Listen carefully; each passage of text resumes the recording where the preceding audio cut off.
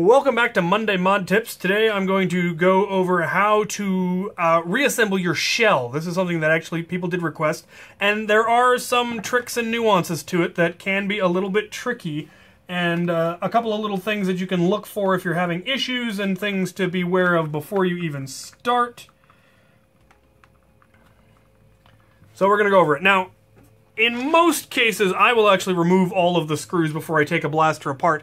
But oftentimes, if you're doing just a real simple upgrade, you will leave the screws in their screw holes when you take the blaster apart, so you know where they all go. You don't even have to worry about remembering which screws went into which hole because they're still in them.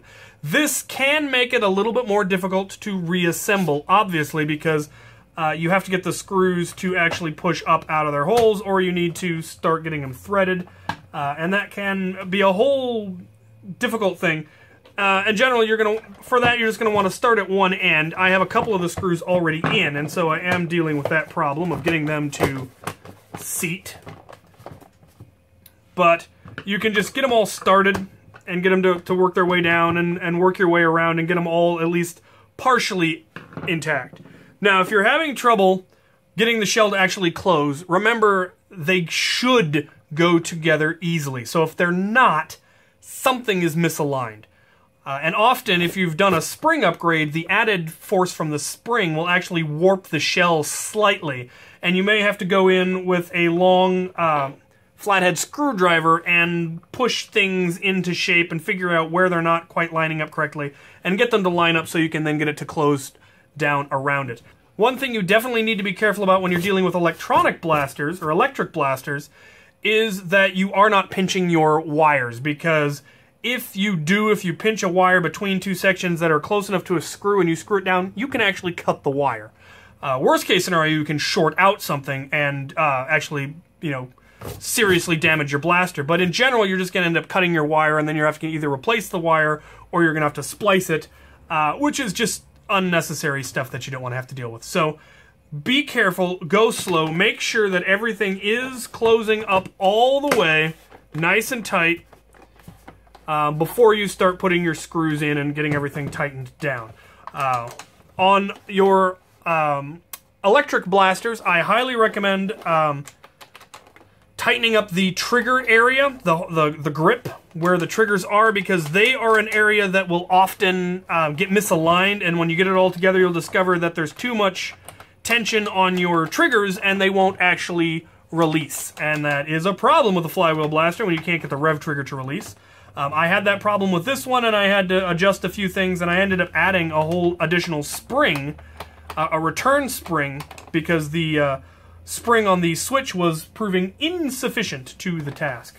But once I added that extra spring and tightened up a few other things, it is now operating properly. So, we are now going to bring out our screws. Like I said, I've got a few of them already in here, so I know where they go. When you go to put the screws back in, always screw counterclockwise until you feel it click. That is the thread actually realigning. Screws, once they've been taken out, should go in fairly smoothly. If you're finding it really, really difficult to put the screw back in, you are probably cross-threading the screw, and that is not good because you'll eventually chew up your screw post to the point where it will no longer hold the screw. So always back thread first. This is one of the long ones. Back until you hear the clunk, and then it should go in nice and smooth. Don't over tighten, or you will once again risk ripping out your thread. I believe those are all the ones that I currently have in.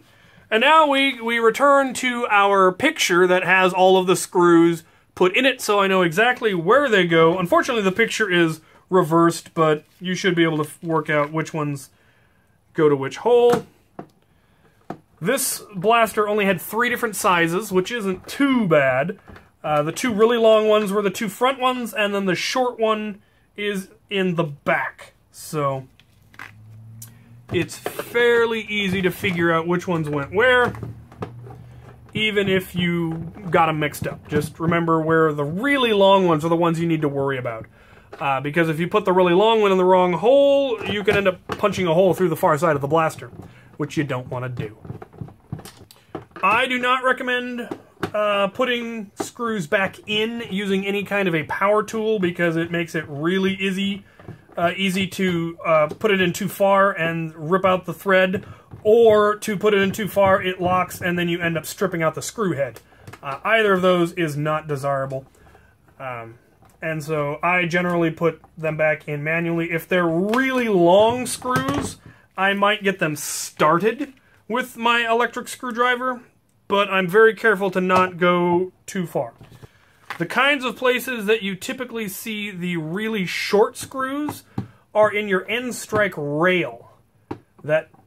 The ones that are holding the rail together on the top of your blaster, those are usually going to be the shortest ones. And those are the ones where if you put in the wrong length ones, you'll end up punching a hole through the far side of the rail, and then your rail will not operate quite as smoothly when you do put the right one in, unless you file it back down or push it back down with something. Don't be impatient.